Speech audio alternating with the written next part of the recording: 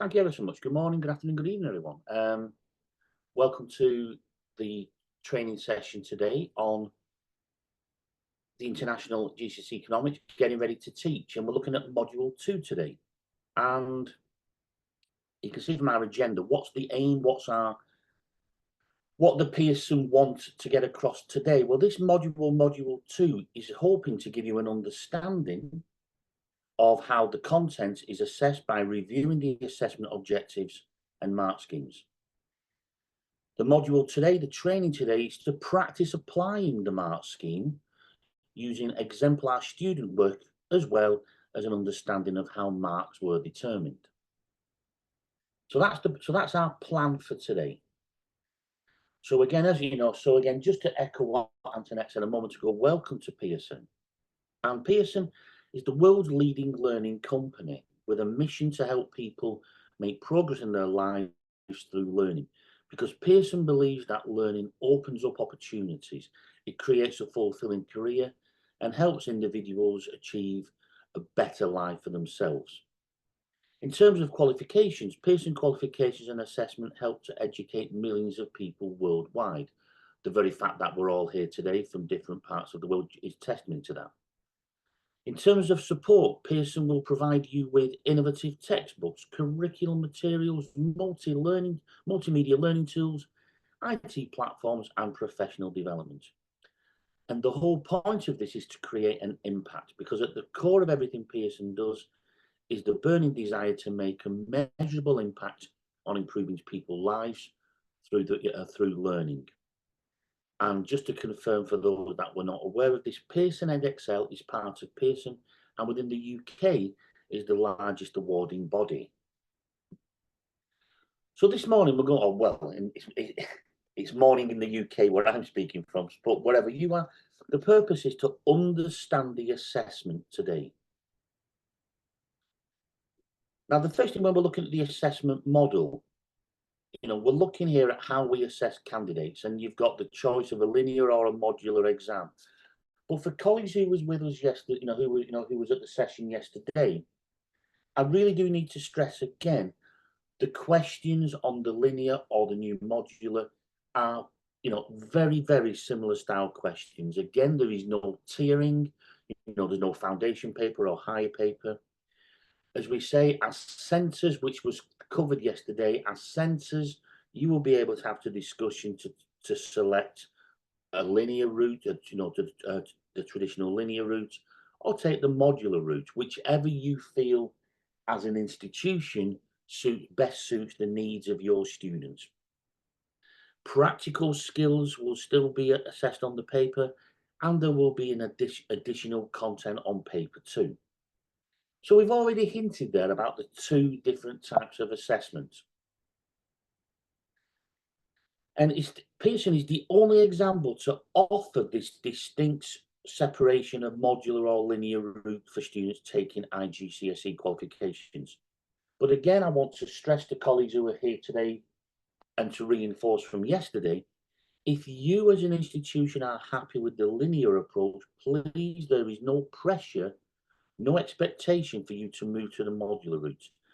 The linear international GCSEs will continue to be offered and taken widely by students all around the world. However, if you believe, as a classroom professional, knowing your students, knowing your cohorts of students coming through, if you believe a modular route may be a benefit to your existing students and could even help you attract more prospective families to the school, then Pearson can offer you support in moving to that route. And the new International GCSE in Economics, the modular route, is designed to closely align to our existing International GCSE in Economics. It covers the same content. It is assessed in the same way as the existing qualification. The modular qualification breaks the learning journey down into units with an exam at the end of each unit. So your students can sit their exam when they feel prepared and ready. And it also allows learners to take advantage of multiple resit opportunities if we feel that's needed. And the modular route provides learners with a sensible and authentic form of assessment that reflects how today's students sit other high-stake exams. Students taking a driving test, a test of English proficiency. The student, it's not a one chance in those. So the modular route is a more, it has been described as a more sensible and authentic form of assessment. Spreading the student's examination load across different exam series gives more opportunities to demonstrate their skills and their abilities, their ability to receive feedback and act on feedback to improve their performance and secure the grade they need to progress to the next level. So let's have a closer look. The modular and linear approach contain the same content, but the modular approach breaks the journey into 2 units with an exam at the end of each unit. And if you're already offering Pearson Edexcel International GCSE linear routes, then this will continue to be offered and remain exactly as it stands at present. And students taking the linear approach will have studied all of the content before taking the exam. So the linear specification is structured in a way where all topics can be assessed in both exam papers. And on both linear or modular routes, the questions offer a mixture of styles: multiple choice, short answer questions, calculations, and extended open response questions.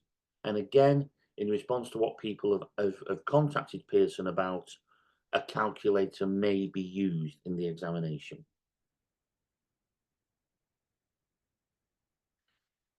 So as part of your delivering of the course, you're going to be using specifications and SAMs.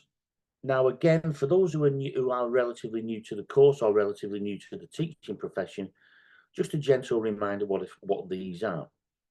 Now, a specification is the main document that you need to teach the course. And this specification is, it very clearly outlines the aims, the goals, the aspiration of the course. It contains the exact content you must cover. And it contains all the information that you will need about assessing your students. And a copy of that is on Pearson's website and in your delegate pack. Now, when we come to SAMs, excuse me, SAMs is short, it's an abbreviation for sample assessment materials. And this document is absolutely crucial. What I found over the years from working in a whole range of schools is the number of staff who are either not aware of SAMs or have seen them but never actually gone to actually explore and interrogate what they are about. And a SAM, as I say, is just as important as the specification because it contains examples of the question papers that your students will sit. It contains examples of the mark schemes that will be prepared for the examiners. And it shows you the question types that will be set by examiners. And it also fully explains how these questions will be marked by examiners. And all of future papers and all future assessments are based on the sample assessment materials. So we've got that, so there's that continuity for yourself in the classroom. And alongside past papers on the website, this is a really useful preparation for the real exam. Quite often you'll see centres using these as mocks, as mock papers. However, what I will say is that in some areas of the website, they are unlocked. They are unlocked, so they are available to students. So that's something to just bear in mind. Well, when we're teaching in a modular way, they've got the example of the GCSE biology. It's just the same for any of the suites. Any of the suites of subjects. You may want to change the way you teach the International GCSE Economics if you're going to take the module route. Because as we say, the modular route, you'll be examined as you go along. So to support your planning and teaching of the course, Pearson have created a course planners for you. And that will save you significant amounts of work. Now, it's not to say you can't adapt it, but it's a really useful starting point.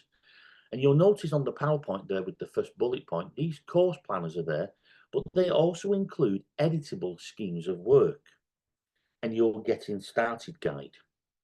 And that's an absolute godsend for you. And with it being editable, you can adapt it to suit your personal needs, and that can be changed as your experiences of teaching the course change over the years. And the first assessment of the GCSE modular route took place in June 24. And it began, and it would have been taught for the first time in the classroom from September 23. Now, if anybody has, now in terms of resits, as we're saying here, if anybody has any questions on resits, then the idea is that you should go to your local Pearson representative. But you have information there about the resits. It's saying here that you can, the students can resit any unit. And but the one thing to be mindful of is that if a learner takes the unit more than once, so let's say, for example, they take it several times, the best of the two most recent attempts is the one that will count. So if they take it, say, 4 times, the best score from attempt 3 and attempt 4 will be the one that is used to cash in. So again, and various GCSEs are now following that route. So again, if you have any questions, any specific, any really unique scenarios that you have on resits, please address that to your local representative. So we've given a bit of a flavour, we've given a bit of a background, the motivation for why Pearson have done this. Let's now have a closer look at the questions. Now you can see here that the questions are based on assessment objectives. We've got AO1, 2, 3, and 4, and you have a brief descriptor at the side of what these codes represent. So we can see AO1, and that's approximately 14 to 15% of the total marks across the papers, and that is for students to be able to suitably demonstrate that they can recall relevant knowledge to the question. And this skill is tested in questions which will be multiple choice questions, defined questions, what is meant by questions, and describe questions. So that's where we'll see AO1. AO2, this accounts for, and you can see it's significantly the highest weighted objective, between 48 and 49% of the marks. And this is rewarding students for not just their understanding, but being able to apply this understanding to the context, the scenario, the story in the question. And this will be tested and assessed in questions which begin with state, calculate, draw, or explain. So, for example, if there is a question on, say, on the impact, the impact on the price and quantity for the introduction of a subsidy, then you are applying supply and demand theory. So you are applying the theory of supply and demand to the context of that question of a subsidy. So that's an example of where that will happen. When we're looking at AO3, this accounts for 23 to 24% of the marks, and students here need to be focusing upon how they select, organize, and interpret information from the sources in the question and be able to analyze. And this skill is tested in questions which ask candidates to analyze, assess, and evaluate. Finally, AO4, evaluation. This accounts for 12 to 13% and focuses solely on evaluation. And this is assessed, will be in questions which start with assess or evaluate. Now, I'm aware, like, obviously you'll get the recording later to be able to play this back, but in one of the later slides, there is a lovely little table which talks about the trigger words so you and your students can work together so they understand which question, which trigger word, which command word requires which assessment objective. So for those people who are relatively new, please don't worry about that, because we'll come to that in a bit more detail later on. So there's quite a lot of information there, and you can see that both papers should have equal weightings of each assessment objective. So it's driving that consistency. And as I said a moment ago, we've got these command words, which will really help you. Now, obviously, colleagues, it's your choice, it's your decision what you do. But what I've tended to find has really helped me is if your students use an exercise book to write in, or they have a folder where they put lined paper in, what I've tended to do in recent years is to photocopy this, give the students a copy of it, and physically make them stick it in the front of their book, stick it in the inside of their folder. So it's that constant reminder of what the command word means. So students know when they see a certain question, what approach to take, and equally as important, colleagues, what approach to avoid. Don't go demonstrating evaluation skills on questions which don't have A04, that type of thing. So the background to this is that when the International GCSEs Accounting, Business, Commerce and Economic qualifications were being put together, Pearson took on board feedback from schools and centres and teachers and even students. And they worked together to ensure that there would be consistency in terms of the marks awarded based on key trigger words. And as we've already talked about, if we look at the bottom of the table and work our way upwards, you can see that the 12-mark question will only ever ask candidates to evaluate. And as we know, that's normally a two-sided response, or a viewpoint, or a response which requires more than one perspective, more than one viewpoint. Moving up the table from the bottom towards the top, we can see the 9-mark question, and that will only ever be to assess.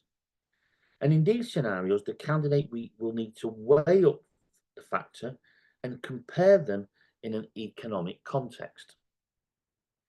Again, the 6-mark question requires analysis, which is a more detailed development in what they offer.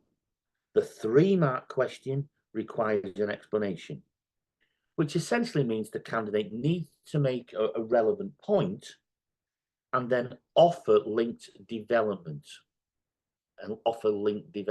to that. Jennifer, if you look at the word, from your question there, you would not have a question on the specification that asks you to justify. Those are the only command words here.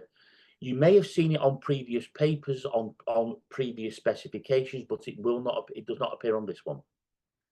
So so when you say where does the command word justify fall in, it doesn't fall in anywhere, because you won't be asked to. Hopefully that clarifies that one. And it's the sort of question like that, Jennifer, which prompted Pearson to actually go to this consistency. So staff and students were all clear in what the questions would begin with, what would be the command word, what would be the trigger word. So there should be no confusion on staff and students on what exactly they're meant to do. So hopefully, Jennifer, that clarifies that. Now, the 2-mark question. Is some of the marks allowed? No, it's consistent. No, it's always the same. We go through this. You can see on the grid there for the assessment, it tells you how many marks. So if you are being asked to analyze, it will always be a 6-mark question, and it will always be 3 marks for AO2, 3 marks for AO3. If it's the 9-mark, will always be split 3-3-3 for those objectives. The 12-mark will always be split 4-4-4 for the same objectives. It's that idea of consistency. An absolute pleasure. Great question. And I'm sure that helps other colleagues as well. The 2-mark questions will require a calculation, or the question will say what is meant by. And the 1 mark question may have a range of command words. It could be asked you to define, to state. It could be a multiple choice question. And what I'm hoping is coming across here is that this consistency means that for each command words, you can prepare the candidates for how they will need to develop their responses. And more detail is available on that table there, for which you can go back and look at, following the meeting. Now, on the examination, you will see questions worth 1, 2, 3 marks. And these are classed as examples of points-based marking. And this is very different than level-based marking. Points-based marking is questions which you can see the multiple choice, define, state, etc., etc. And normally, because these questions are slightly less subjective, the possible responses, the expected responses, will also be in the specification. But the examiner will happily accept any other reasonable response if it's not in the list on the exam paper. So when the paper's set, if you are asked to explain something, the paper will assume candidates take a certain route. But if a candidate takes an unusual approach to the question, but it's possible and correct what they've said, then they will still have the opportunity to access all marks.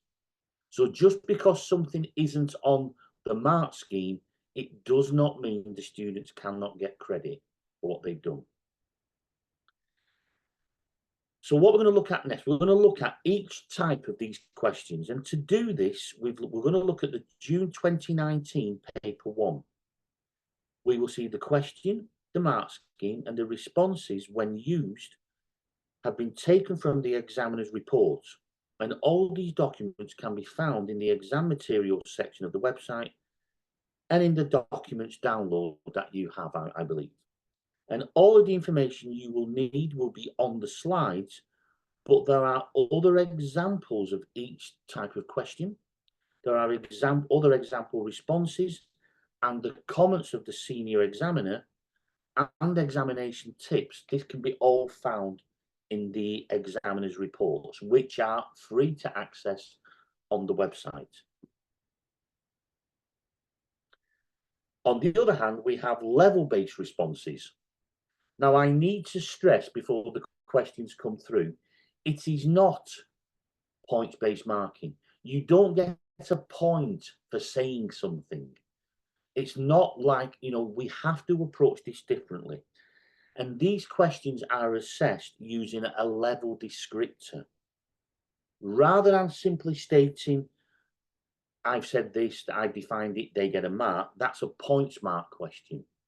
These are level-based, and the indicative content in the mark scheme gives examples of appropriate content. And you'll see, so when your students take a level response, in the mark scheme, there is indicative content for the examiner. That is not saying that is all the examiner will accept. It is saying that we think responses will contain comments such as this, this, and this. But students are free to write something completely different. And if it's accurate, it's correct. You know as well as I do, if you try to cover every possible thing a student could say, then the mark scheme will be never ending. So it's just, so indicative content is what we may see. It's not what we have to see. It's what we may see. And what happens is the examiner will read the response. The examiner will then decide which of the level descriptors is the most suitable.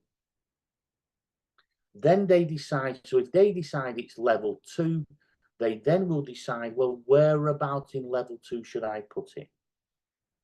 And we're going to, and as I say, we're going to look at these examples of this shortly. So a points-based marking is a relevant point to demonstrate the skill, you get the mark. Level-based marking is how well the student's response fits broad criteria. So let's look here now. We've got the multiple choice questions. This is straightforward here. Now, as we're looking here, you can see that the mark scheme, the mark scheme will clearly show the answer. So we can see here that we've got. So you've got a question: which of the following is a factor of production? And underneath there, we've just put in what the mark scheme would say. And the argument here is that it's showing AO1 skill, and that's content from the specification. And for these multiple choice questions, students will always have 4 options, and they will need to choose the one correct response. There will be 2 multiple choice questions on question 1, 2, and 3. So that's 6 multiple choice questions on paper 1 and 6 multiple choice questions on paper 2. When we look at the defined questions are looking for a definition for 1 mark. No development is required. And please stress to your candidates that all they are looking for is a straight definition, no development, because all the student will be doing is losing time. And the mark scheme at the bottom, you can see there, clearly identifies that this mark is for AO1, the recall of knowledge from the specification. So if we think to ourselves, how does this candidate perform? Well, the candidate achieves 1 mark for reference to the provision of services, the final 3 words in the answer. What I will stress, and please take this one on board, many students give examples. There are no marks awarded for examples. An example of an organisation in the tertiary sector does not tell us what the tertiary sector is. So the example gains 0 marks.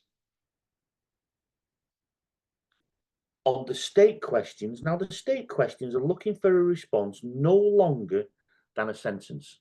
Oh, sorry, can students write their answer? Well, it depends, because, so can they write in bullet form? It's got to be, it depends how developed those bullet points are, because if the bullet points are just a series of statements, then there's not going to be that explanation. But if you think of those bullet points, if they wrote bullet points of 4 or 5 lines, then those bullet points almost become mini paragraphs. And that would be fine. But again, your examiner is looking to see, have they made a relevant point and have they demonstrated that skill? Have they explained what they're saying, assessed and evaluated? So that would work. So that would be fine. But again, we have to be mindful, like if we are presenting, if the candidate present bullet points like you've got on the screen there, there's no explanation there. But if they did if this was say an assessed question for the 6, 9 and 12, as you're hinting at, if they said bullet point, a decrease in advertising, and then fully explain why that was relevant, then that's fine. That would be fine. Is that okay, Inez? Brilliant, absolute pleasure, and great to see your name appear again. So lovely for that. Thank you. So the state questions are looking for a response no more than a sentence, and that should refer to a piece of information from the content in the specification. And the mark scheme we can see there identifies that 1 mark is available for a correct factor, and there are a number of possible responses offered. The candidate here has clearly taken one from that list. And but as I said earlier, the candidates can give responses beyond that list of demonstrating reasonable economic understanding. So if we ask ourselves now, how did this student perform? Well, clearly they achieved the 1 mark for the identification of a decrease in income. Now, this is definitely worth stressing, to your candidates. Let's look at the question again. State one factor that will cause a demand curve to shift to the left. So if the candidate had just written advertising, that would not score the mark, because advertising influences demand, fine. But the question here is saying what would cause it to shift to the left. So we'd have to be saying something like a decrease in advertising, ineffective advertising. Something making it very clearly that the advertising has not worked. So hopefully, because it is really frustrating at times, the number of students who just see the question, what will cause the demand curve to shift? And they almost ignore to the left. So just please, when you're working with students, train them to make sure they read and digest the whole question. So when we look at what is meant by questions, they require a definition with two parts. Now, the mark scheme again shows that this question tests recall from the content in the specification. And you can see that there are two elements of the definition needed to get both marks. Of course, identical words are not needed, but the key elements need to be included. So if you just quickly look at the question, have a little look at the answer, and let's think, how does this candidate perform? So they've said it's the ability and the willing of the consumers to buy a good or service at a given price at a time. Well, if we're looking at the mark scheme, this candidate achieves what we're looking for. They achieve 1 mark for the ability, 1 mark for the willingness to buy. The other mark, again, so 1 mark for ability and willingness to buy, and the other mark for at a given price. So you can see they've got both aspects there. And there is the need to provide both aspects. There is the need to provide 2 elements here. So it's the ability and willingness at a given price. So please practice that with your students. When we're looking at describe questions, now these questions require identification and some brief development.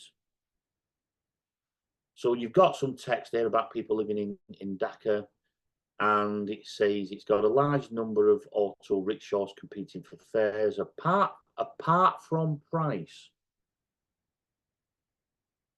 Which question are we on about? The demand, right? The demand question.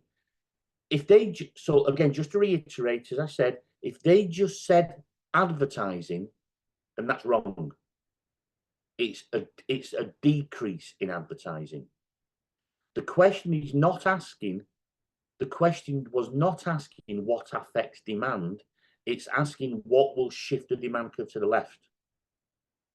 So we have to be incredibly precise on that.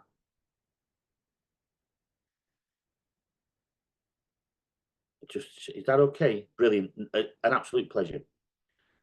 So apart from price, so again, it may, for the more experienced amongst us, it probably doesn't come as any surprise to you that lots of students will still give price in the answer here, even though the question says apart from price.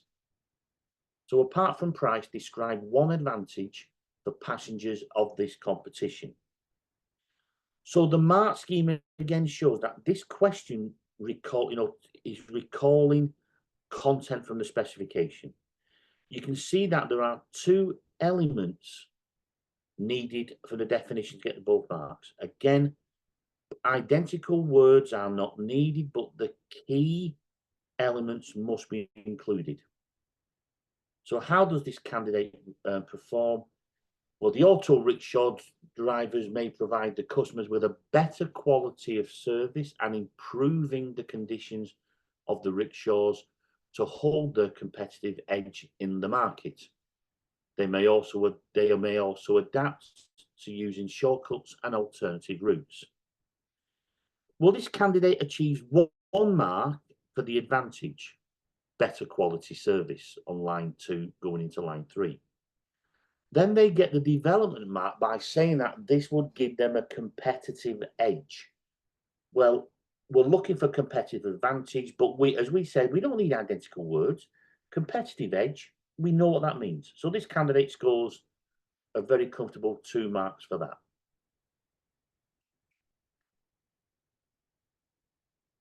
Now, when we come to the calculation question, the number of students that do not get these correct, so it's so important that you stress it. So these should be seen as 2 easy marks to get on the paper. And the number of students that miss out on at least one of the 2 grades is frustrating. And the calculate questions will always be worth 2 marks. And the inclusion of the calculation and the answer is recommended. Look at the last sentence in the question. You are advised to show your working. Now that's really important to stress, because if the answer is wrong, so let's say if you look at the question if you look at the student's answer, if they'd have put the answer negative 0.7 and that is all they put, they would score nothing. But by showing their working, it is possible, depending on the working, that they could still get a mark. You know, if you think if we think back to our days in the classroom as students for maths, or if any of you teach maths, it's the classic method marks. So if the answer is wrong, but the formula used is correct, and the idea that the correct marks have been included. So if you look here, they've correctly put in negative 12. They've correctly put in positive 15. So they will score. They would get the 1 mark. It will tell you, Prudence, there is no recommendation. The question will tell how many decimal places if it's necessary. If it isn't, like in this case, the answer is 0.8. But the student will be told when decimal places are relevant, the quantity decimal places are relevant, the candidate will be told. And invariably it's 2, but they must read the question, it will tell them. Which goes out, yeah. So we can see here, so if we look at the mark scheme, you can now see that the candidate is applying knowledge to a scenario. They're applying PED theory to a scenario of price increasing. They score 1 mark for the correct calculation and 1 for the correct answer. But please note on the look what it says in the mark scheme. If they do not put the minus sign, so if they just put 0.8, then they don't get the 4 marks. Now on this question, the candidate gets 2 marks for the correct answer.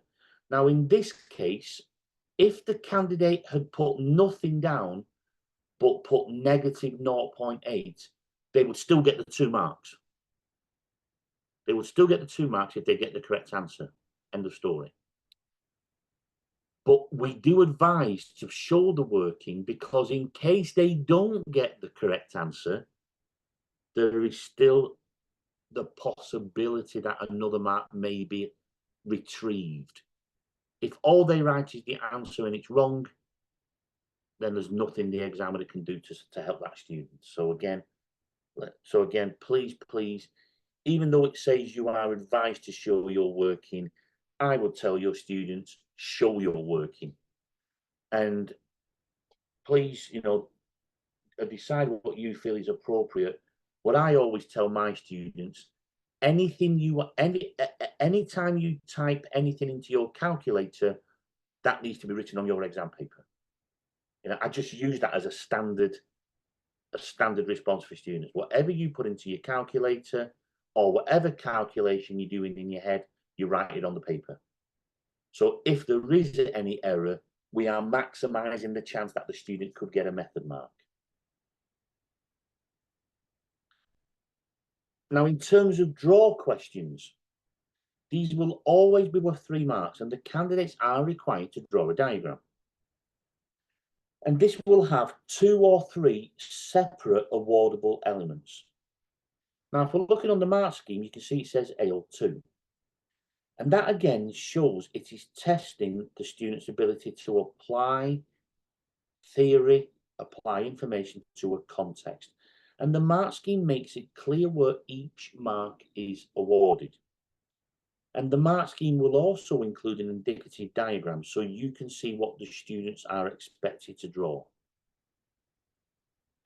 So if we look at this candidate here, just quickly look at the answer, quickly look at the mark scheme, look at what the candidate's done. And we can see that, first of all, the candidate gets marks for drawing and labelling the new equilibrium wage. They get a further mark for showing the new quantity demanded. And they get a third mark for the new quantity supplied. Now, if you look on the student's answer, they've put almost like a grid or a key at the bottom. That's not necessary. They, just purely looking at the diagram itself with what's written on the diagram, that is sufficient for the 3 marks.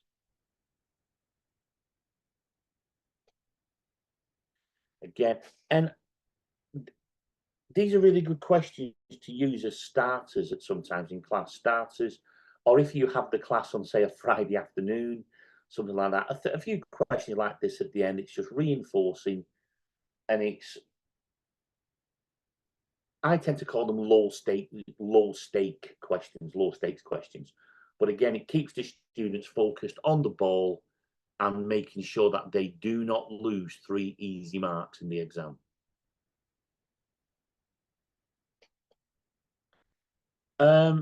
They will always be given a template. They'll always be given a template, and then the idea is that they will get a question like they just had, Thomas, or the question will be guiding them to recognize that they will have to shift one of the curves. So they wouldn't just be given a blank set of axes and say get on with it. They'd be given the original setup, and then the information might say show the impact of an increase, or show the effect on the price and quantity of the introduction of a subsidy.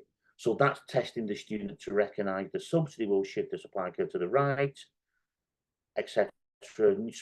Supply one would get you that, labeling the new supply curve would get you a mark, labeling the new price a second mark, the new quantity the third mark. Absolute pleasure. Now, come at you.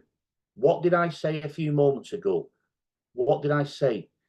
In the level-based marks, you are not getting 1 mark for this, 1 mark for that. You are marked on the quality of the answer.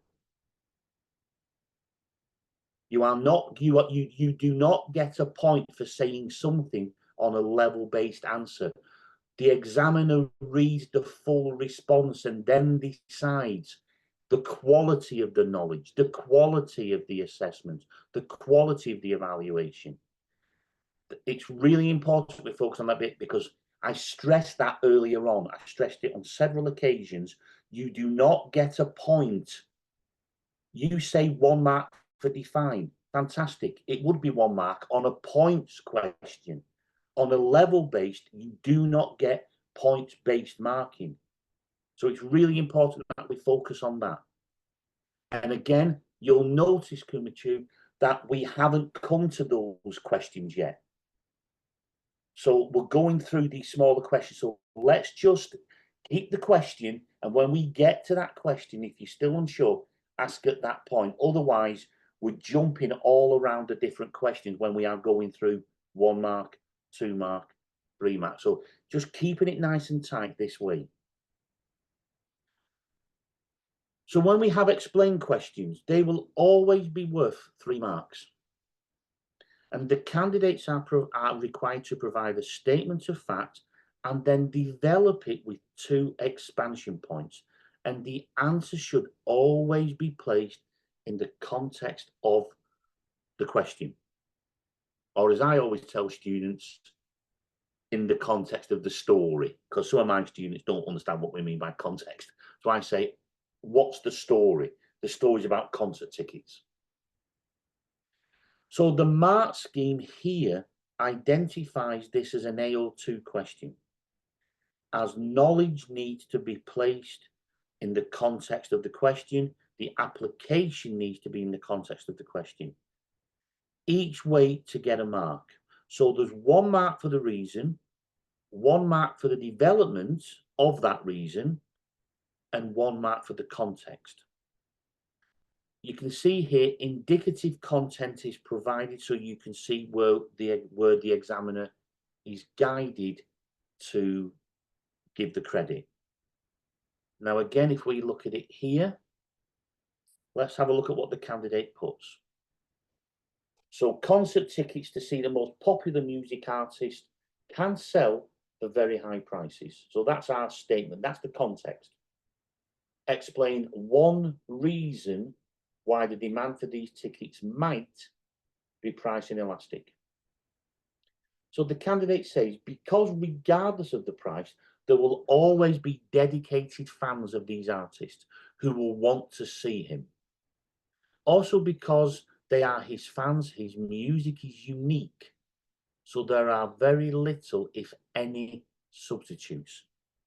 So we can see from the student's answer straight away, the answer is clearly within the context of concert tickets and music. And this candidate, so we can see here, this candidate clearly gets the full marks. It gets the context because it's clearly about concert tickets and music. The music is unique, gains a mark. There are very little, if any, substitutes, is the development of that mark. So they get, so the reason is the music is unique. The development, there's very few, little, if any, substitutes. And the context, well, it's clearly within the story of concert tickets. So again, that's a great example to show your students in class. Now we come to the level-based questions. The analyze, the assess, the evaluate. Now, when we come to this question here, this is, so if we're looking at, so introduced in 1935, Inca Cola is a yellow gold coloured fizzy soft drink popular all over Peru. By 1995, Inca Cola had grown to be a strong competitor of Coca-Cola. Inca Cola has a 32.9% market share compared to Coca-Cola's 32% market share in Peru. By 2014, Coca-Cola owned 48.5% of Inca Cola shares. So that's the story, the context, the backdrop. Now let's look at the question. With reference to the data above and your knowledge of economics, analyze the possible reasons, so there's plural, the possible reasons for Coca-Cola purchasing shares in Inca Cola. Now this, we can see this is a 6-mark question.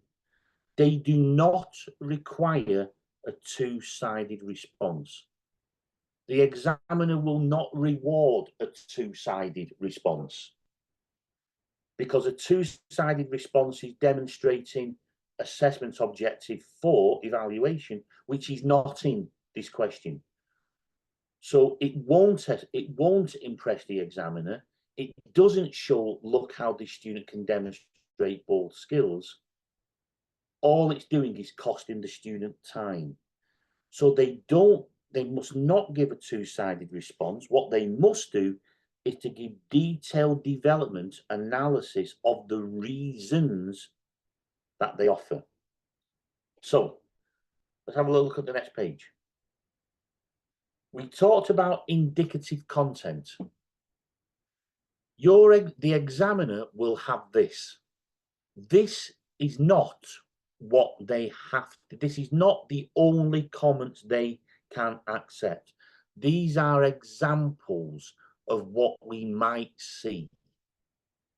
So you can see here, they've got 3, 4, 5, they've got 6 or 7 indicative comments, which we might expect examiners to, so which we might expect candidates to use. So just have a little look through them there. So we, you know, and again, it just presents the examiner with possible lines of argument, but again, any reasonable reason will be, you know, will be accepted. And you'll notice that there is that the comments there are in the context of Inca-Cola and Coca-Cola. You will also note that a range of reasons are offered. And what a candidate must also do, well, my personal view and what tends to see the highest marks is reasons. 2 points explain well. Now, in it, my personal view is, I always tell my students to try and think of this as 2-3 markers merged together. Give me a reason in context and develop it. Give me another reason in context and develop it. And by doing it that way, but again, think of it like that, but putting it in levels, you are showing a depth of reasoning and so on. So that's what I, you know, you've always got the point. If you start giving 4, 5, 6, 7 reasons, then you're not giving, then the chances are you're not giving explanations, you're just giving statements. You're not, you know, you're analyzing, you know, you're not analyzing, sorry, you're not assessing the reasons. All you're doing is identifying the reasons. So hopefully that's okay there. If not, just come back to me on that. So what candidates must do? Absolutely, they do not give the other side of the argument. If you look on the indicative content, there is no AO4. AO2, application to the context. AO3, analysing it. No evaluation here whatsoever. And if they write evaluation, no matter if it's in context, no matter if it seems relevant, there are no marks available to give for that. So what the candidate must do is develop the reasons they offer by explaining them in detail. Absolute my pleasure. Absolute my pleasure. We're now going to look at the level descriptors. So when the examiner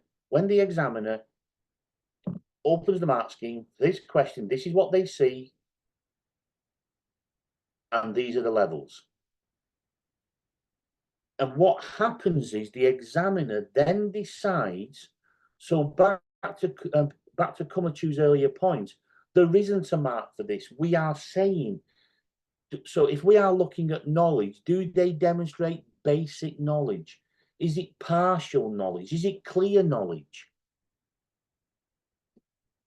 And the argument is, as you know, colleagues,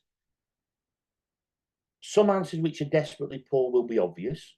Some marks which are wonderful will be obvious, but the majority were about that they fit.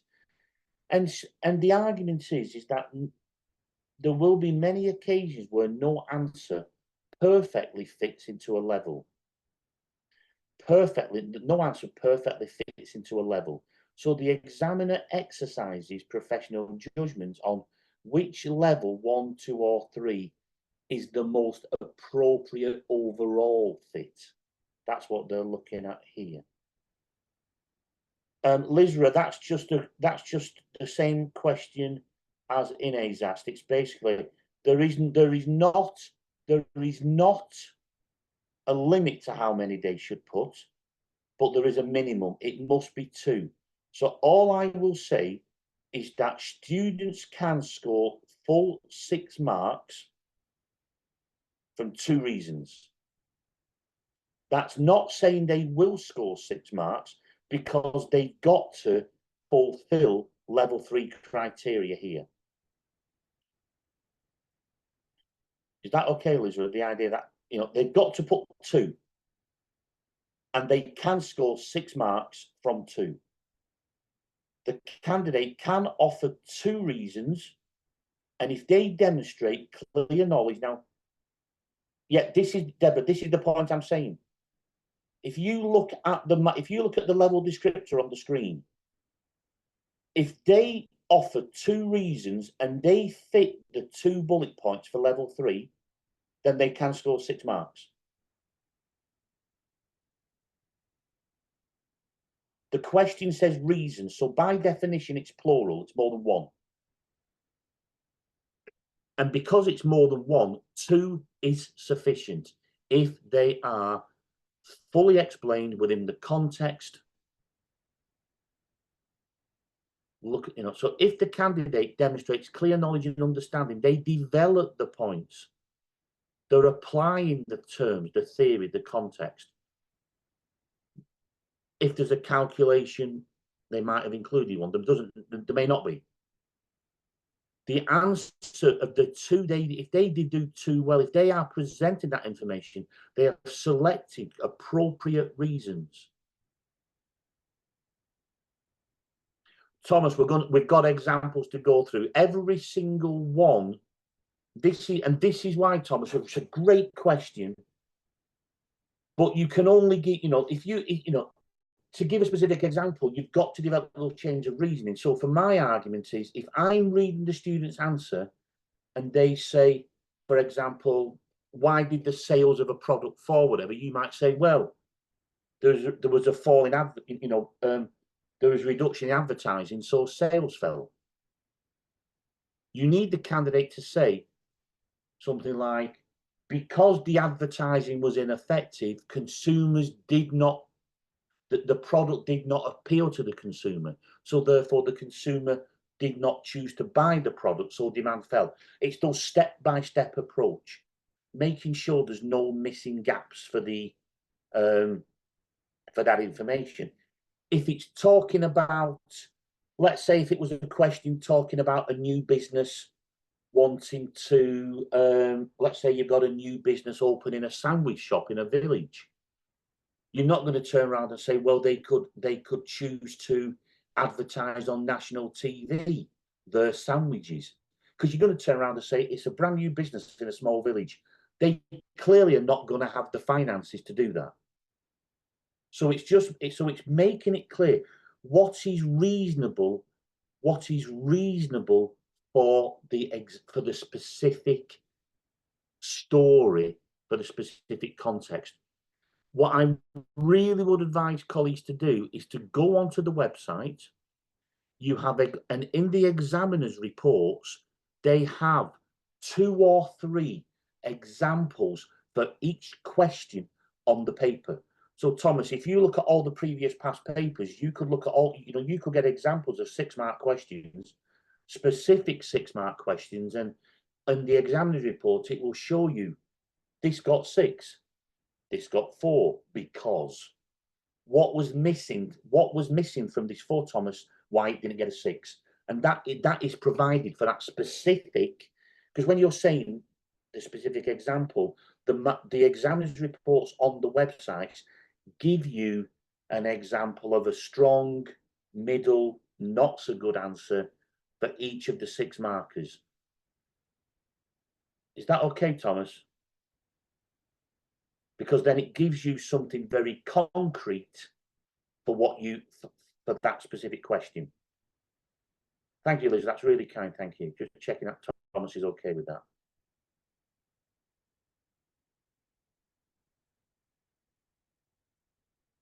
I'll just give it a second. If you're okay with that, Thomas, could you just let me know? Brilliant, brilliant, Thomas. Good man, good man. And what you might choose to do, Thomas, is to show some of these to students in class. So students can, so it's not a case of, you know, Mr. Pell says this, or the student says this. You can say, look, this is what a student wrote, this is what they got. So it takes that subjectivity out of it from them and you. You can say, look, this is what they got on the day. for this question, and it removes any personal attachment to it because it's not that student's answer, it's somebody else's answer. So the student isn't going to be as defensive about it. If they're looking at somebody else's answer, they can see, oh yeah, that makes sense. And I came across, I did that once about 10 years ago, and it wasn't deliberate. I just did it by chance. And the amount of focus I got from my class, because as soon as they see somebody else's answer, they're absolutely reading it like crazy, looking to see what was good, what was bad. And they can then take those skills themselves and adapt it to their questions.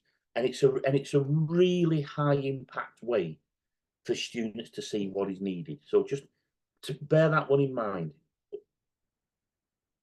So I'm just going back. Okay, right. So let's look at the response now. If you look at the screen there, just have a little read. We'll just give a minute or so just to read that, and then we'll go through it.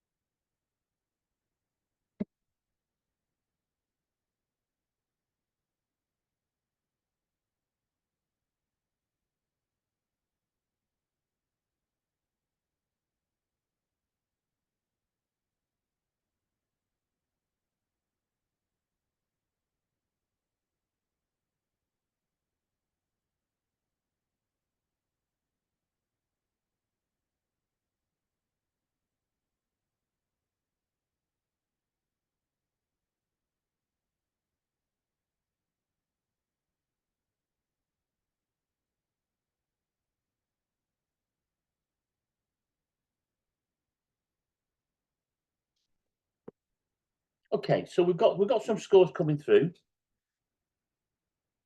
So this candidate clearly uses the data to show that Inca-Cola are larger, and that by buying Coca-Cola, they can gain knowledge of the business. This is then linked to be able to gain dividends linked to money. They offer a third reason in terms of profits, although this links to the previous, but it does reference it helps them dominate. Now, Inez Glade, hopefully I've pronounced that correctly, bang on, it is awarded level 3. The application here is strong. It's clearly in the context of the story. Can I just stress though, colleagues, just mentioning the company name isn't sufficient. So if they keep saying Coca-Cola, Coca-Cola, Coca-Cola, that's not enough for context. But the reason why they are getting the context, look at the third line, 60-year period, 32.9%. Midway down the script, 32%. The final sentence, soft drinks. So that's what is demonstrating, it's the context. The application is strong and there is some development, but it's the fact that these are not always as well developed that moves it to the bottom of the level rather than the top. Now, if you'd have given, in an examination, if the person marking this script had given it a 6, then the mark would not have been changed to 5, because the examiner, because there's an element of subjectivity, the mark is within tolerance of 1. So so the argument here is this, if somebody had given this 6, that wouldn't have changed in the examination, because it's not like a calculation. It's not an exact level based, is not an exact science. But the key thing is to recognize that this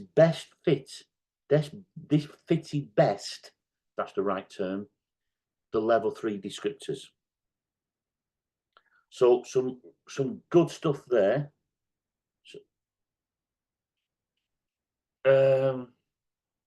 No, it's just one examiner marks the question, but that's for another module, but there's quality assurance all the way through.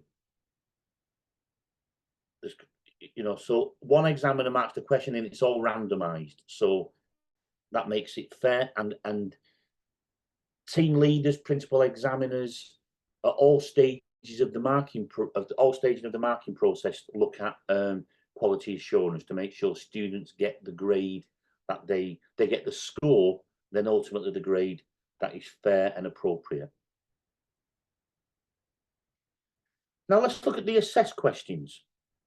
Assess questions do require candidates to develop arguments here. So if we're looking here, we've got productivity, you've got the STEM, talks about Canada productivity, labour productivity has been lower since 2011. However, Canada's labour productivity is improving and it's the third most productive. With reference to the data above and your knowledge of economics. So you're seeing that consistency with reference to the data above. So please use the context and your knowledge of economics. Assess the extent. So assess the extent is a clue that there's two sides here, to which an increase in training, in education and training, is the best way to increase productivity. Now, before we look at the indicative content, things to bear in mind here. These questions, so this question here does want the candidate to develop ways in which education and training, not education or training, education and training increases productivity. Now, here's the key bit, colleagues. In terms of the assessment, the question also requires candidates to look at either other factors apart from education and training. So tell me how education and training will increase productivity, and then say either, well, there's other factors that affect it, or candidates could say education and training is not the best way, is not as effective. So the first perspective is explain how education and training would increase productivity, and then the candidate, to give the second counter view, can take one or two approaches. They can say, no, it's not the best way because there's problems, or it's not the best way because there's other things as well. So the candidate has got some flexibility there on how they approach that. And it's that other viewpoint. And what we mean by the other viewpoint is education and training, there's problems with it. That's another viewpoint.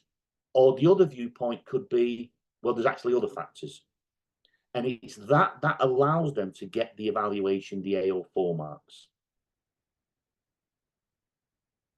So again, if we look at the mark scheme and the indicative content, again, please, colleagues, let me stress, this is not what the examiner accepts and nothing else.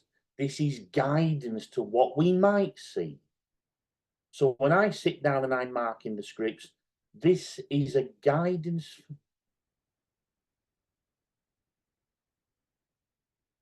It's based on when we come to the levels, it's when it comes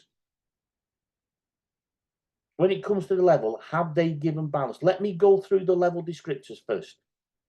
And let me go through the level descriptors first, and then we can come back to that.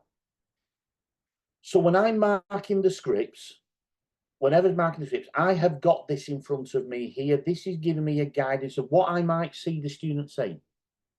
So the AO2 and the AO3 are the reasons within the context of the question of why education and training would be effective. Underneath the AO4 is saying to me, well, there could be problems of training,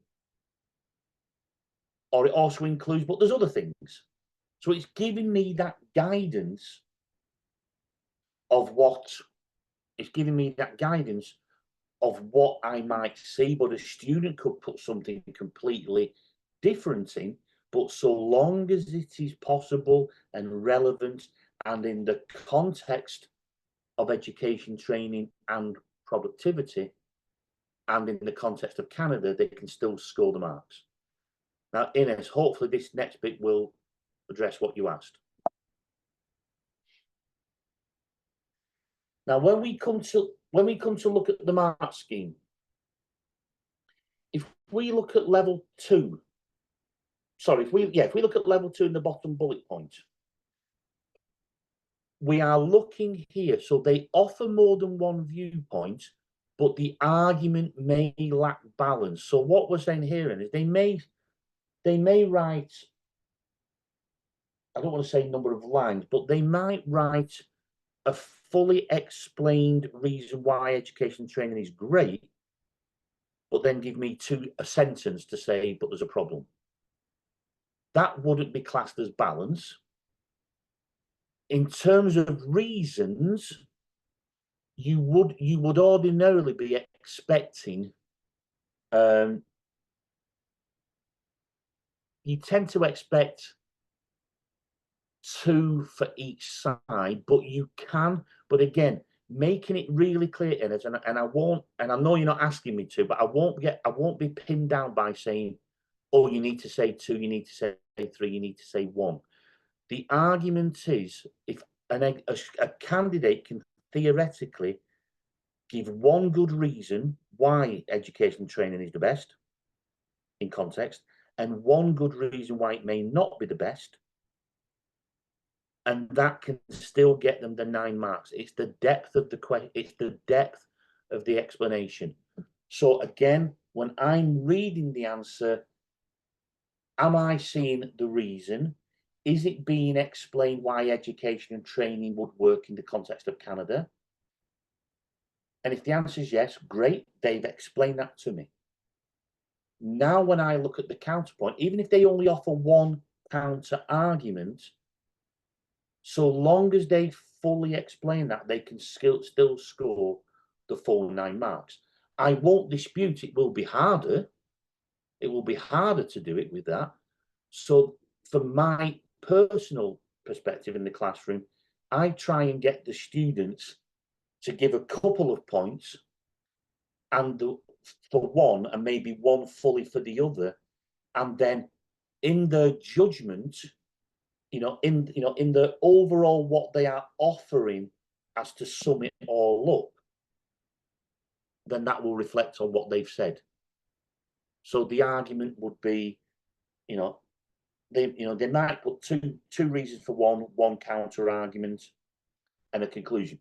They could just simply go 1 point, as Lotus is suggesting, 1 point, 1 counterpoint, etc. But to get into level 3, or to offer the full marks, look at the bottom bullet points in level 2 and in level 3. In level 2, it may lack balance. In level 3, it is well balanced. Leads to an level 2 leads to an evaluation that may not demonstrate a convincing full understanding. And in level 3, it is clear that it demonstrates full understanding. So we can't pin a student down to say, you must say 2 reasons, 3 reasons, 1 reason. And that's the whole point of the level based. It's not saying to a student, you must say a certain number of things. It's rewarding the depth of the explanation. That's what the examiner is looking for. And when we go through an example in a second, hopefully that will be clear. And I'm stressing now what I said to Thomas a few moments ago, is the best way to see this in action each year. Because don't forget, every single question each year is unique on a different specific context. So when you get the examiner's reports, you can quickly see for yourself what students did and what level that got them. So you can see, and you will be pleasantly surprised, I suggest, on what will get an 8 or a 9, because it's not just the breadth of the argument, it's the depth of the argument and leveling that understanding. Hopefully that's sort of okay. And it is frustrating because I know myself when I've been to meetings, I need 2, I need 3, I need 1. It's not that. It's the depth of the argument. How many points will be required in a single chain of reasoning? Again, Thomas, you're not going to like the answer. There isn't a specific number. There can't be a specific number.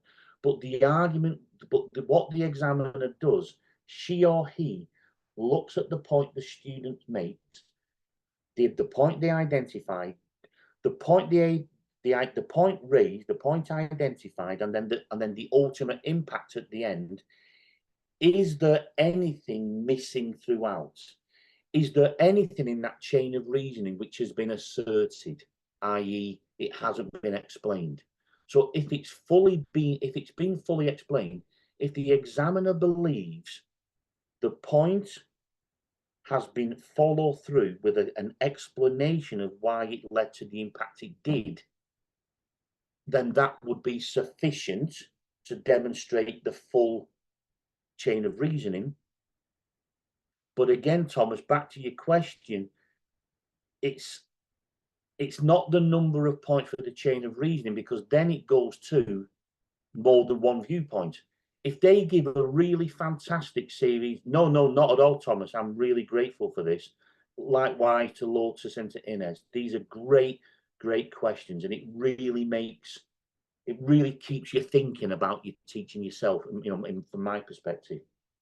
Because Thomas, if you gave a brilliant series of chains of reasoning for, say, 2 points, but both points are just saying education and training is wonderful in terms of productivity, then it can't get level 3 because it's not offering more than one viewpoint.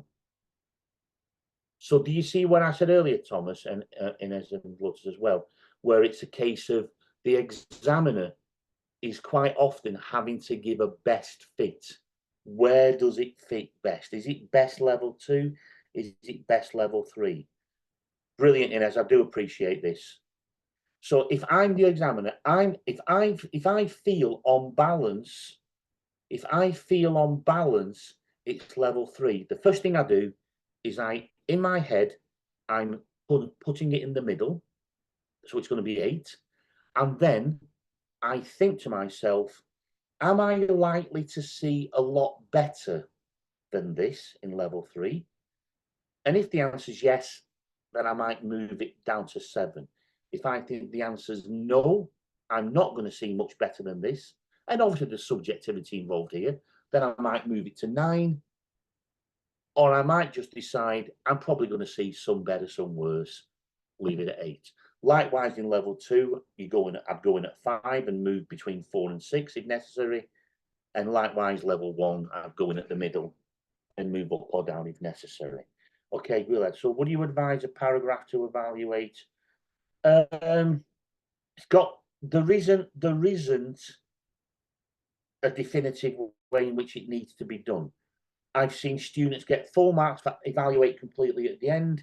I've seen students make the point, analyze the point, evaluate the point, make the counterpoint, develop the point, evaluate the point. Whatever's best. And again, what my advice would be is to go to the examiner's reports where you can see live examples, not theoretical examples from me sat in my downstairs room, but live examples of the different approaches students take and how different approaches can still access that top level. So hopefully, Gilad, that answers that one. So back to Inez, you're very kind, thank you. Inez, you hit the jackpot. Yep, it's about depth rather than the quantity of points. I think, Inez, you made the point earlier about bullet points. I will always see answers each year where they've got 7, 8 bullet points, and it's just 7, 8 statements. And whilst those statements might be great, then there's no development. No, thank you, because I always, I'm sat in my downstairs room, but I'm still a teacher myself. And I always try to ensure, what I always used to hate on going training courses is walking away, going back on the train in the old days, going back on the train, not feeling cheated, but feeling I've not got what I needed. I've not got what I needed. So I'm not saying I get it right, but I'm really conscious of making sure that you feel your questions get answered. So again, so when you get a nice comment like that from 2 or 3 of you, it genuinely, I'm not going to. First of all, it's incredibly reassuring at first, but it is very kind. So I genuinely thank you for that. Now, let's look at some answers now. Not the greatest writing for this one. I do apologise. I didn't select these. So you've got the education and training bit. So just have a quick read of that, if you can. We'll give you 2 minutes to have a quick read of that. Once you've read it, think to yourself, level 1, level 2, level 3, and where about in that level am I going to put it?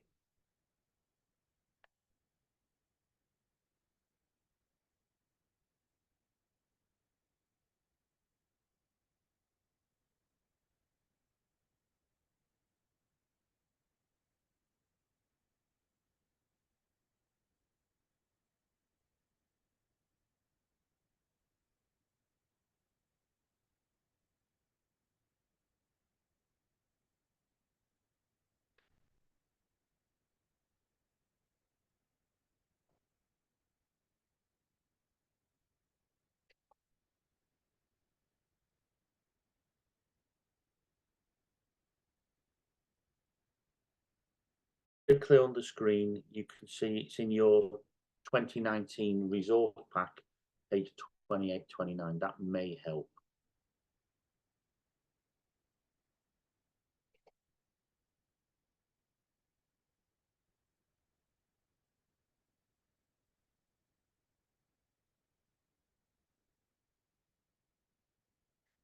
And once you've read it, there's no compulsion. There is absolutely no compulsion to put a score on the screen or in the chat box. There's absolutely no expectation. So please don't feel any pressure to do so.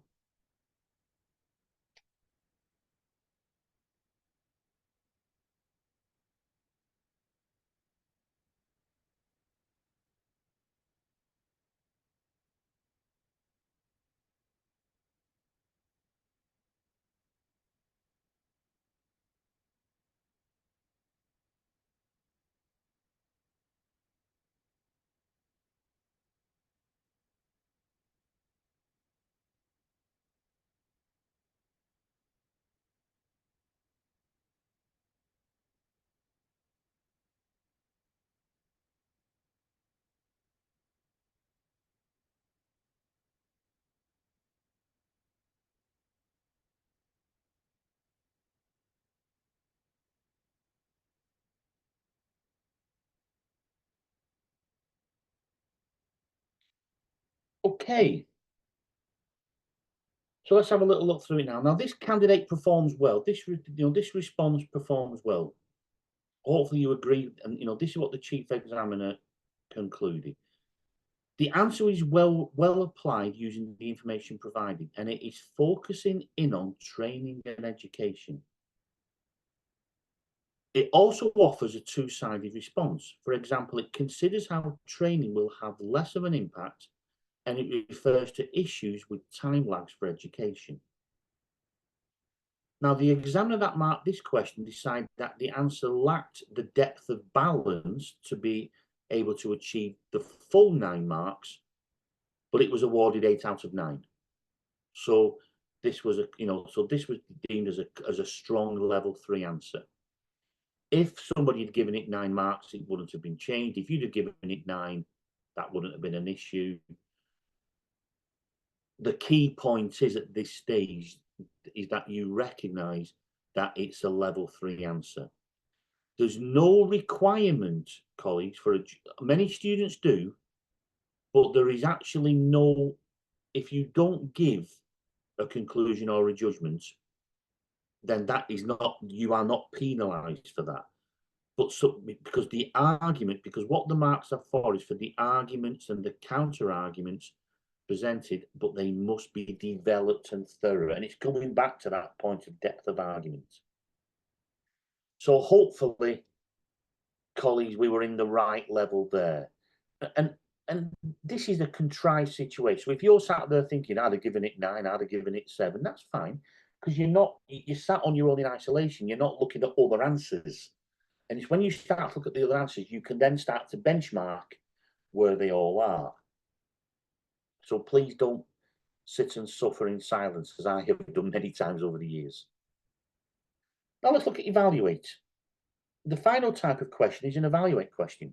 And this is worth up to 12 marks. 4 marks are allocated to the application and knowledge. 4 marks are allocated for the AO3 analysis, and 4 marks for the AO evaluation. But reminding you, politely, respectfully reminding you that there are 4 marks for those skills, but it's not 4 marks for, it's not 4 points you've got to make. It's the demonstration of those skills, and those marks match up to the levels. So, I might not see, yeah. So again,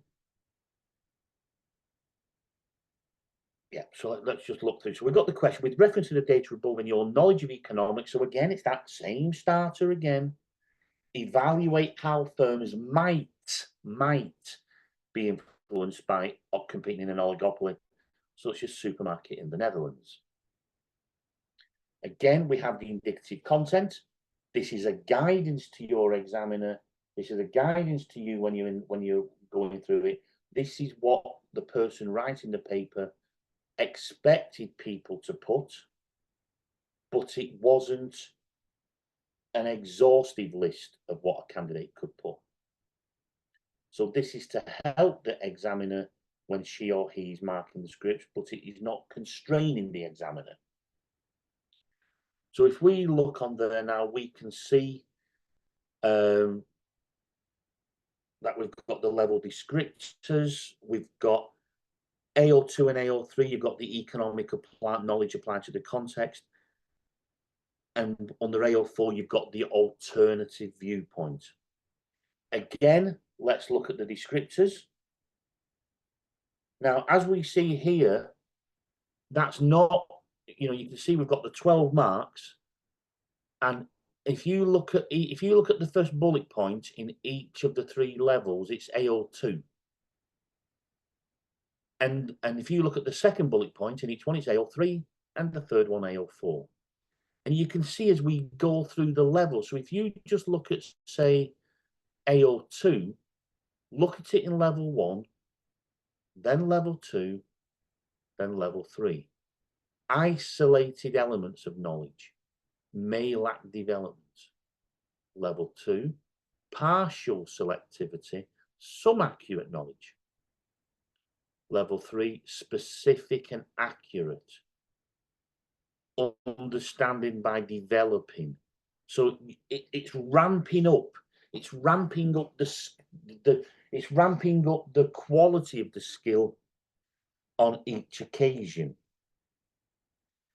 And again, so again, at level 1, let's look at AO3. There's a change of reasoning being attempted, but weak. Moving to change of reasoning being present, but weak in level 2. And in the top level, these are coherent and logical change of reasoning. When we're looking at level 4, there's no judgment, no conclusion in level 1. Attempted, unsupported. I tend to use the word asserted in level 2. And for level 3, the supported judgment or conclusion is clear, it's appropriate, and it's logical based on what the students put. So that's what the examiner, she or he, is thinking of. That's what they've got in their mind when they're coming to market. Now, again, apologies for the writing. Please don't shoot the messenger because I didn't pick the scripts. If you read this response, a couple of minutes, then we'll review it. Now, you can find it in your examiner's report, June 2019. Take a look at that response. And we're looking at the examiner report for EC1, June 2019, document pages 37, 38. Have a quick read of that. Don't feel the need you've got to dissect everything 3 or 4 times. Just think to yourself, Is it analysing? Is it in context? Is there a counterbalance in context? Do we have a judgment?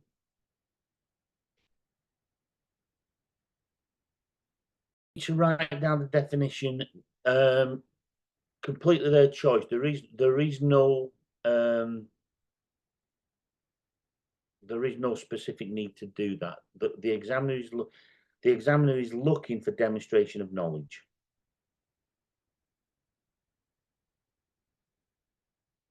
How could, what do we mean? What do you mean? How can students proceed evaluation step? I'm not sure what you mean.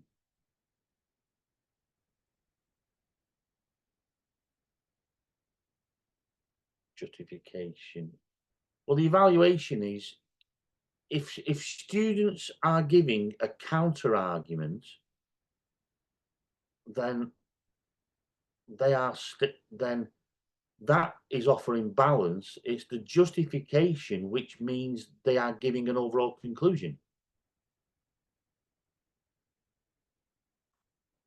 So they might start a conclusion by making some type of reference that they have analysed and assessed and considered both sides of the argument. Well, I would, yeah, my personal view is that when I'm going to give an overall conclusion of something, when I ask my students to give an overall conclusion or justification, make sure they're actually clearly answering the question. Bring it back to the question.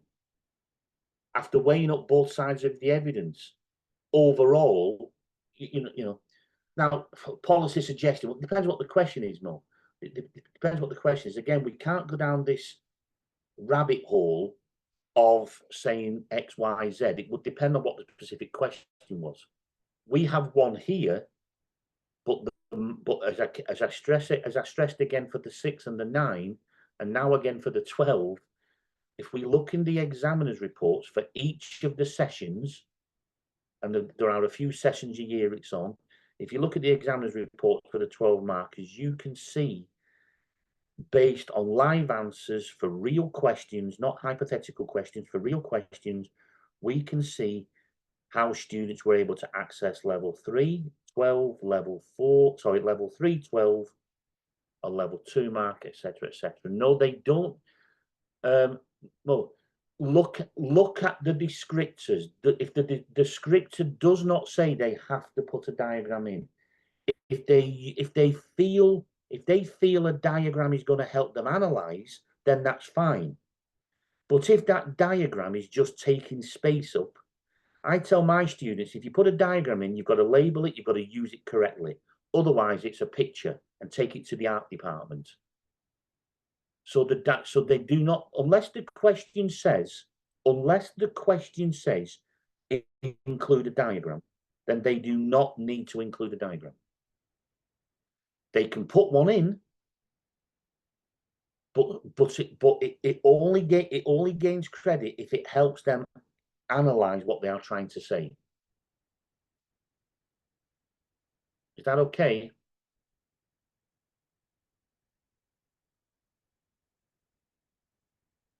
Yeah, it's fine. It's not an undergraduate degree course, this one. It's just making it clear that, you know, I just, you know, all your examiner really wants to see is, have they candidate argued perspective A? Have they challenged it? Have they provided an overall conclusion, supportive judgment based on what they've said? That's all the examiner is looking for. So let's have a little look through this now then. So let me get my notes. So this response meets the requirements of level 3. But it was felt that it didn't have a deep enough relevance of enough supported judgment. So rather than get the very top of the level, it was awarded 11. It got 11 out of 12. But again, let me stress, if you'd have gone 10, if you'd have gone 12, it's within tolerance, so it wouldn't be changed. The key thing at this stage, colleagues, is being confident which level it is. Is it level 1? Is it level 2? Is it level 3? That's got to be your priority in the first instance. And then when you start to see live answers from the examiner's reports, that then gives you greater confidence where you're moving up and down the level so you can benchmark. So we've covered through them some really good questions this morning. I'm just quite relieved at the minute that my dog has not headbutted the door and come walking in. That's always a risk in my house. So we're looking at support now. Now again, apologies for colleagues who saw this yesterday. There is support for you as a colleague at every stage of the journey.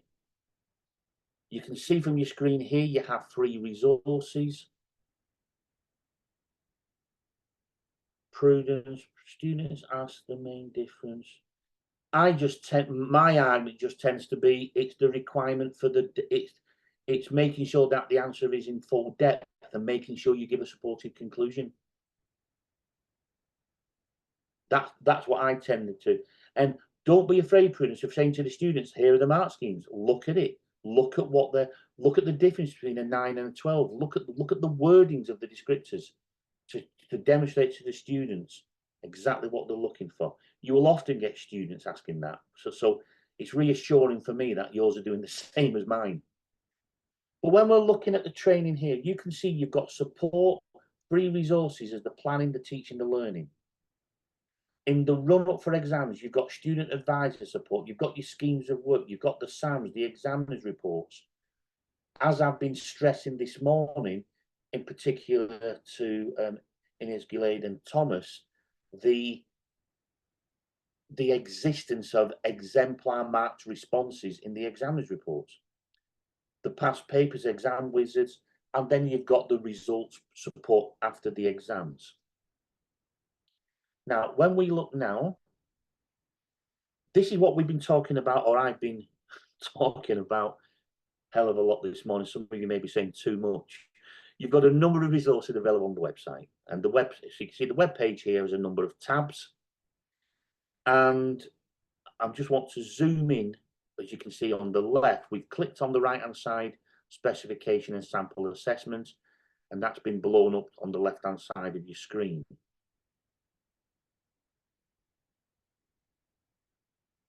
Well, I am subcontracted to Edexcel. That's something that your school should be giving you access to. It's a free service and it doesn't cost your school anything. That's something you might have to take up with the school, or perhaps take up with your Pearson representative and see what they can do to support. I'm not, I've not got any influence on that.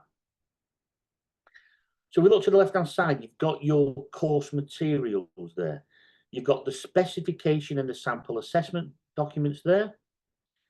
You've got the exam materials underneath that. It says 120. That's your documents, including the past papers, the mark schemes, the examiner's reports. And it's all broken down into sessions. So the June 24 session, click on that, and it will give you the papers, the mark schemes, the examiner's reports. You can see underneath that, you've got teaching and learning materials. Please, pretty please look at that, because that's got more exemplars, more lesson plans, a course planner, and as I'm told to say, much more. And Pearson is continually adding resources into this, so it's worth coming back to it on a frequent basis. We've talked about Results Plus as well. Now, this is a tool teachers may find useful in analysing the student performance and the teaching performance of how your students have taken on board what you've delivered. And using this Results Plus, you can see in-depth data on the performance of a candidate, class, school in reference to the cohort. Teachers can use this to see which questions students are doing fantastic on, and let's be realistic, colleagues, which bits we're thinking, oh God, I'm going to have to go back to that again. So it helps us. And it helps improve our teaching. It helps us improve what we've got to get across to students. I always tell my colleagues at school, if you've covered topic A, B, and C, please don't think the students have got it. You've got to make sure the students understand it. How can we prove that? Some of it or how, not well, prove sounds too confrontational. How can we demonstrate it? Because we can give them some assessments, and we can look at Results Plus, and we can say, you know what, we're doing great on this area, bit of a problem here. So let's have a, you know, let's put our heads together and see what we can do differently. It really works well. And again, you can use this to, you know, to base your revision, your research, and any future classroom planning. That's a really nice comment about a pleasure to listen to. I think my wife, my children, and my students might have something very, very different to say, but that really means a lot, perhaps more than what you imagine. So thank you so much for that. And we've got Results Plus. It's a free online service. You can see from start to finish. You see your students walk into the exam room, they sit down, invigilator says, you may begin. That paper's collected. If we look on box 2, those documents, those papers are then taken away to a very mystical big series of machines that scan that. They scan that, you know, they scan the exam paper, and then what happens is then that is then transferred into exam marking software.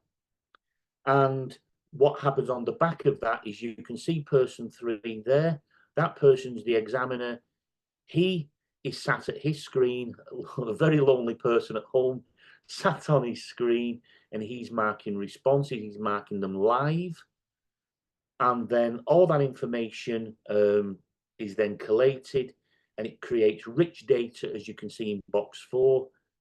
And that allows you, so for example, that will show you, if you can see that orange bar, that would tell you, for example, on that question, your class, or if that was your one student, you can see, it looks like it might be question 5 or 6, something like that.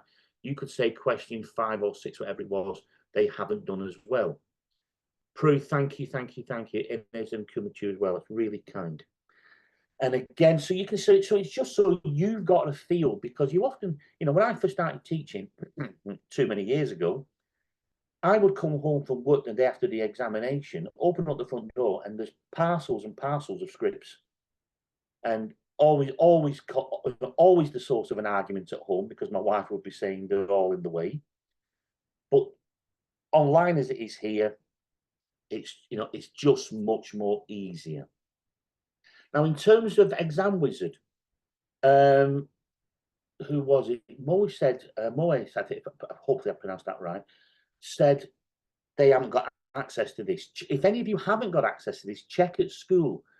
There is nothing confidential about you having this, because this is something you can use. You can sit, you know, as a student, you might think, you know what, my students, they're not doing very well on assessed questions. So you can click onto this software and you can create a homework or a test or a classroom assessment simply on the assessed questions. If you wanted some quick questions on definitions, you can just simply select topics with the definitions you want. It creates a mark scheme for you. And then you can set that for students, and you can save it as a Word document. You can export it as a Word document. You can export it as a PDF, and just put it onto your platform so students can revise from it. It's a brilliant tool. It does not cost anything for you. It does not cost anything for the school. So if they're not letting you have it, it might be worth contacting your Pearson advisor.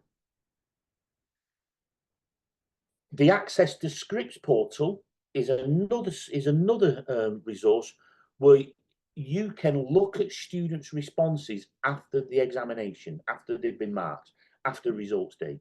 And whilst you cannot see any examiner annotation, you can see exactly what they wrote, and you can see the score they were given. And then you can make that decision whether or not you believe it should be remarked. And obviously there's an element of subjectivity there.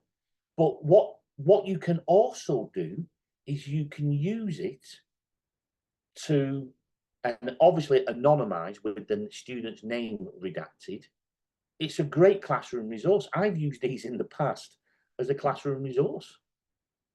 You know, if I've had a student that's gone on and got a really top grade, I look at which questions they were superb on. I get that question and I anonymize it so no one could ever guess who it was. And it's a great teaching resource. So when you've been asking this morning, colleagues, what does it look like? What does a 10? What does a 11? What does a 12 look like? Here we go. We've got a live example, and it's someone we know, it's someone we taught, and it helps you in your guidance there. And again, as we said yesterday, you do have paid, you can access paid resources. You know, you've got your curriculum match student books, you've got your teacher resource packs, you've got your textbook, and these are all put together and they are matched to the specification. They are language checked, so they are not written in a way that advantages someone who is stronger in English than another. So it creates, you know, equality of use. Somebody is not advantaged by having the book if they can read, if they can understand English better. If they buy the book, they have a 3-year license for the electronic version of it.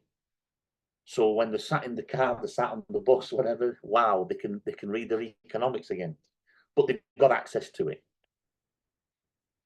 And again, this guy is gold dust. Any questions? He's the guru. He's the man to go to, Colin. Make sure you've got his number, you've got his email there, teachingeconomics@pearson.com. Any question you have, he's the man. And if he can't give you the answer, he will guide you to the person that can. What Colin doesn't do is put you on hold and forget about you. He's an absolute great, and I'm talking now, I've never met him, but I've sent him emails as a classroom teacher for more years than I dare count. So again, he's, you know, he's always like, for those of you that are old enough or remember Batman, he's at the end of the bat phone all the time. He's the person I go to. So we've covered questions as we've gone through.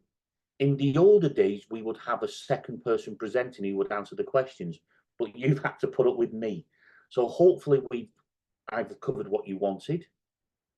We've gone through the questions. I'd just like to thank every single one of you from the bottom of my heart for all your support today and yesterday for those who were there.